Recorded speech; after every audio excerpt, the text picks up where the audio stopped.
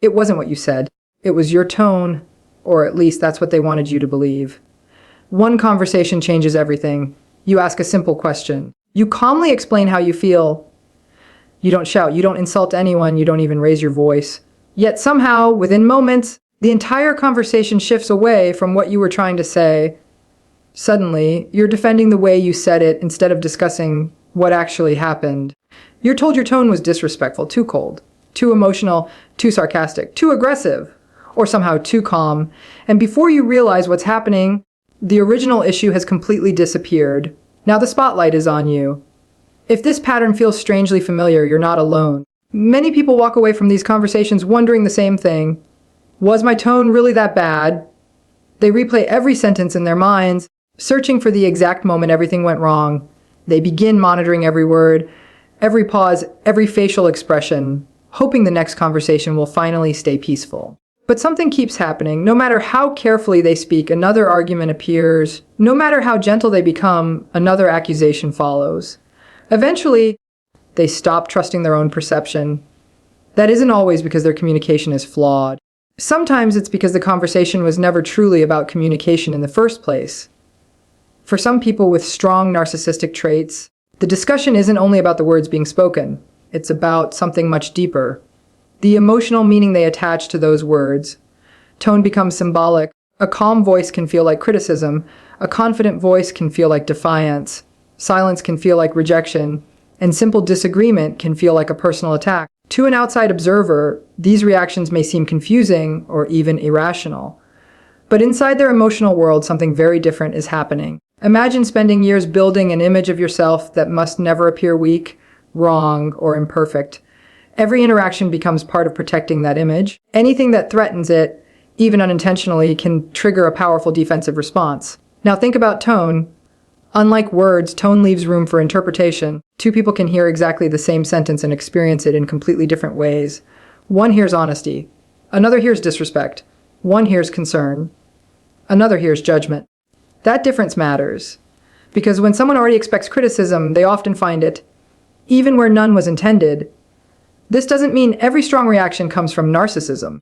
Human beings misread tone for many reasons. Stress, anxiety, past experiences, and emotional pain can all influence how we interpret another person's voice. No single behavior can diagnose someone's personality. But when this pattern repeats over and over, when nearly every disagreement somehow becomes about your tone instead of the actual issue, it can leave you feeling emotionally exhausted.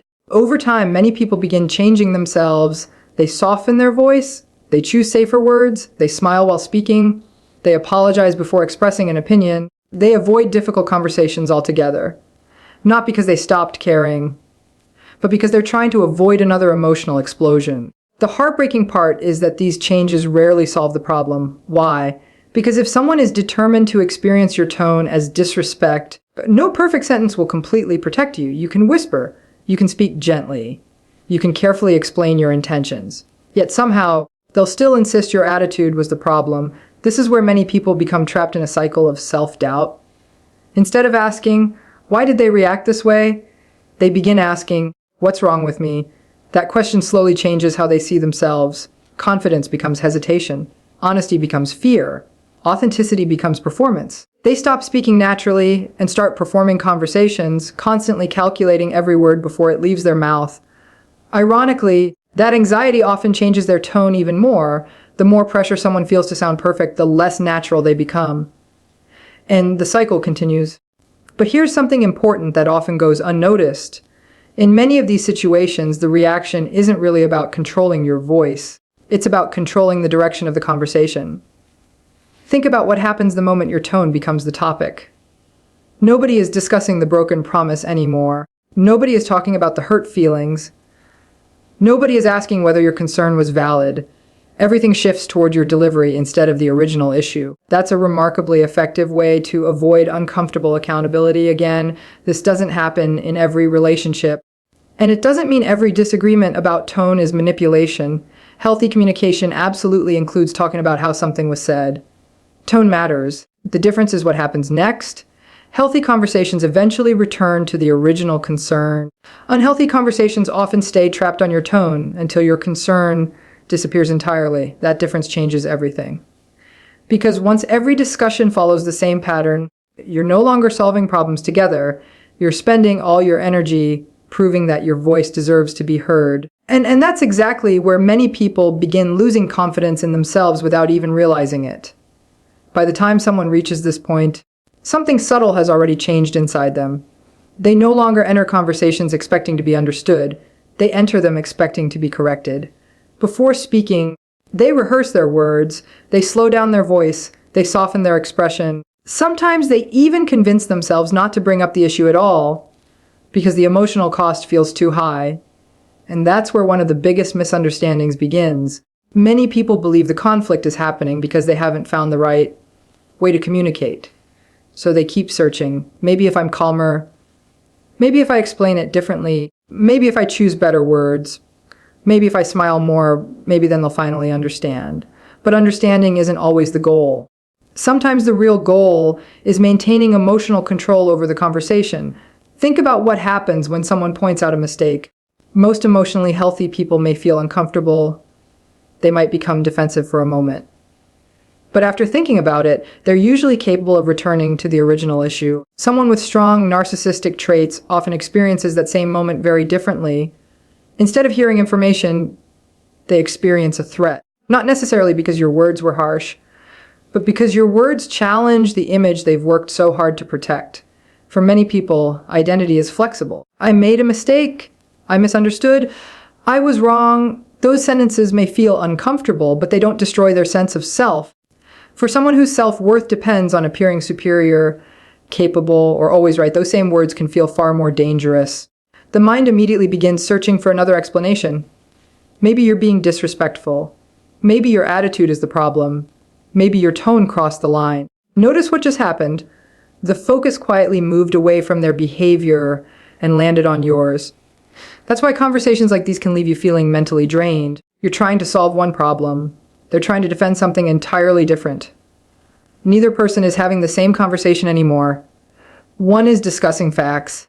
The other is reacting to perceived emotional danger. Imagine two people standing in the same room. One sees a simple conversation.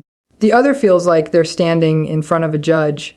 Even if no criticism was intended, their nervous system may already be preparing for conflict. This helps explain something that confuses many people. Why does the exact same sentence receive completely different reactions depending on the day? Sometimes they laugh. Sometimes they ignore it. Other times they explode. If the words were identical, what changed? Often it wasn't your voice, it was their emotional state. When someone already feels insecure, stressed, embarrassed, or emotionally threatened, their tolerance for disagreement becomes much lower. A neutral comment suddenly feels loaded with hidden meaning. A simple question sounds like an accusation. A pause feels like silent judgment. This process is called interpretation. Human beings don't simply react to reality, we react to the meaning we assign to reality, and meaning is influenced by expectations. If someone expects rejection, they often hear rejection. If someone expects disrespect, they often hear disrespect. That doesn't mean they're pretending. To them, the emotional experience feels completely real. But feeling something doesn't automatically make the interpretation accurate. That's an important distinction. Another pattern appears when accountability enters the conversation. Imagine saying something as simple as, "I felt hurt when that happened." Notice what those words actually communicate. They describe your experience. They don't attack anyone's character. They don't assign motives. They're simply expressing emotion, yet in certain relationships, even that statement may trigger immediate resistance. Instead of curiosity comes defensiveness. Instead of empathy comes explanation. Instead of responsibility comes criticism of your delivery. Why?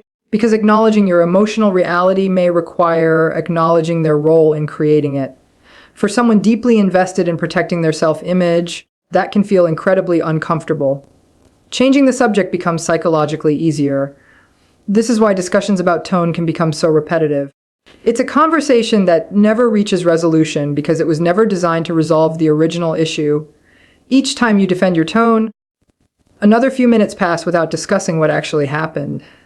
Then something surprising begins to happen. You start collecting evidence against yourself. You remember every time someone told you to calm down, every time someone said you sounded angry, every time someone accused you of having an attitude. Eventually, you begin believing the problem must be your personality. But pause for a moment. Ask yourself a different question. Do other people regularly react to your voice this way? Friends, coworkers, family members, complete strangers, or does this pattern mostly happen with one specific person? That question doesn't prove anything by itself, but it can offer important perspective because communication patterns rarely exist in isolation. If nearly everyone understands you except one person who constantly insists your tone is offensive, it may be worth exploring whether something deeper is happening. Healthy relationships usually create clarity over time. Unhealthy dynamics often create confusion. You leave conversations questioning yourself more than understanding each other. And confusion has a powerful effect. It keeps people searching for answers in themselves instead of examining the interaction as a whole. That's why recognizing patterns matters so much. Not isolated moments, patterns. Anyone can have a bad day. Anyone can misunderstand someone's tone. Anyone can become defensive. The question isn't whether it happens once. The question is whether it becomes the rule instead of the exception. Because when every important conversation ends the same way, you're no longer looking at random misunderstandings. You're looking at a repeating emotional cycle. And once you can see the cycle clearly, something remarkable happens. You stop chasing the impossible goal of delivering the perfect sentence. Instead, you begin asking a far more important question. What is this conversation actually trying to accomplish? The answer to that question has the power to change the way you experience every difficult conversation from this point forward. Because once you stop assuming that every conflict is your fault, you begin paying attention to something far more revealing. Patterns, not isolated arguments, not one bad day, not a single emotional reaction, patterns. Patterns tell a story that individual moments never can. Think about the conversations that leave you feeling emotionally exhausted. How often do they begin with one issue and end somewhere completely different? You wanted to talk about honesty. The conversation became about your attitude. You wanted to discuss broken trust. The conversation became about your facial expression. You wanted to explain why you felt hurt. The conversation became about your tone. When this happens once, it may simply be a misunderstanding. When it becomes the normal outcome of almost every important discussion, it's worth asking why the focus keeps shifting. Because healthy communication usually moves toward clarity. Unhealthy communication often moves away from it. Instead of solving problems together, one person ends up trying to prove they deserve to be heard in the first place. That's an exhausting way to live. Over time, many people begin shrinking themselves without realizing it. They speak less, laugh less, express fewer opinions, avoid difficult topics, not because they've stopped caring, but because peace begins to feel more valuable than being understood. At first, this feels like a solution. Arguments become less frequent. The atmosphere seems calmer. But silence isn't always the same as peace. Sometimes silence simply means one person has stopped expressing their needs. Real peace allows honesty. Real peace allows disagreement. Real peace allows two people to have different opinions without one person's identity feeling threatened. That's an important difference. Another question many people ask is, should I keep explaining my intentions? If it's a natural response, if someone misunderstands your tone, your first instinct is probably to clarify. I didn't mean it that way. I wasn't trying to upset you. That's not what I intended. In healthy relationships, those explanations often help. Both people become curious instead of defensive. Understanding grows, the conversation moves forward. But if every explanation is dismissed, if every clarification becomes another argument, if your intentions are consistently ignored while negative motives are assigned to you, then repeating the same explanation over and over may not create a different outcome. Sometimes clarity isn't missing. Acceptance is. That's why boundaries matter. A boundary isn't about controlling someone else's behavior. It's about deciding what kind of communication you're willing to participate in.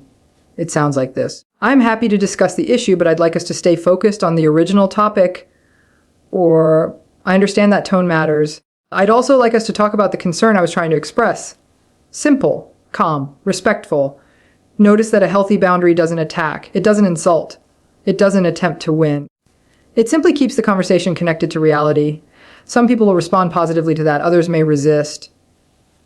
Their response isn't something you can fully control. Your responsibility is how you communicate, not how another person chooses to interpret every word. That realization can feel incredibly freeing. Because for so long, many people carry responsibility that was never theirs to carry. They believe it's their job to prevent every emotional reaction, to predict every trigger, to avoid every misunderstanding. But no relationship can survive if only one person is responsible for maintaining emotional balance. Healthy communication requires effort from both sides. It requires listening as much as speaking, curiosity instead of assumptions, respect instead of control, and perhaps most importantly, a willingness to hear uncomfortable truths without immediately turning them into personal attacks. If you've spent years questioning your own voice, let this be the reminder you needed today. Being respectful does not mean becoming invisible. Being kind does not mean remaining silent. And expressing your feelings does not automatically make you difficult. Every healthy relationship makes room for honest conversations, not perfect conversations, honest ones. There will always be disagreements. There will always be moments when people misunderstand each other. That's part of being human. What matters is what happens next. Do both people work toward understanding? Or does one person always end up apologizing simply to make the conflict disappear? That question may reveal more than the argument itself. As we finish, remember one final thought. A calm voice isn't dangerous. An honest question isn't disrespectful. A different opinion isn't an attack. And your tone alone is rarely the complete story. The next time someone tells you it's your tone, don't rush to blame yourself. Pause. Take a breath. Ask yourself what the conversation was originally about. Has the focus quietly shifted away from the real issue? Are you discussing the problem, or are you once again defending your right to bring it up? Sometimes that single question changes everything, because awareness is where healthier decisions begin. Whether that means improving communication, strengthening boundaries, seeking support from trusted people, or simply learning to trust your own perception again. You don't have to become louder to be heard. You don't have to become smaller to keep the peace. And you don't have to doubt your reality every time someone challenges your tone. The strongest voice isn't always the one that speaks the loudest. Sometimes it's the one that remains calm, clear, and grounded, even when someone else is trying to pull the conversation in another direction. Thank you for watching. If you found this discussion helpful, consider sharing it with someone who may need to hear it. And if you'd like more evidence-based conversations about psychology, relationships, and emotional well-being, subscribe for future videos. Until next time, take care of yourself and never stop valuing your own voice.